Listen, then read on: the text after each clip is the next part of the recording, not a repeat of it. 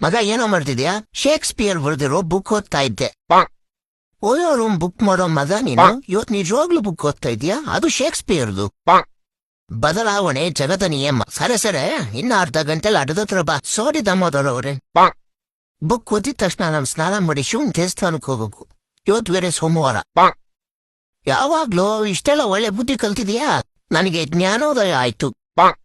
ಏನಾಯ್ತು ಆ ಜ್ಞಾನೋದಯ? ಈ ಪ್ರೀತಿ, ಲವ್, ಇಶ್ಕ್, ಪ್ಯಾರ್ ಇದೆಲ್ಲ ಮೀನಿಂಗ್ ಒಂದೇ.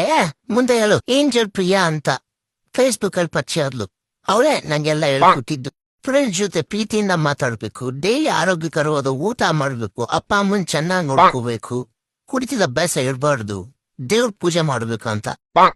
ಹೌದು, ಅವಳು ಯಾವಾಗಾದ್ರೂ ನಿಂಗೆ ಐ ಲವ್ ಯು ಅಂತ ಹೇಳಿದಾಳ? ಇಲ್ಲ ದಾಮೋದರ್ ಅವ್ರೆ, ಇವಾಗ ಹೇಳ್ತಾಳ ನೋಡು. ದಾಮೋದರ್ ಅವ್ರೆ, ಏನ್ ನಿಮ್ ಲೀಲೆ? ಇದೇಕ್ ಸಾಧ್ಯ? ಯಾಕಂದ್ರೆ ಆ ಫೇಕ್ ಅಕೌಂಟ್ ನಂದೆ. ಅಯ್ಯೋ ಬೋಳಿ ಮಗನೇ.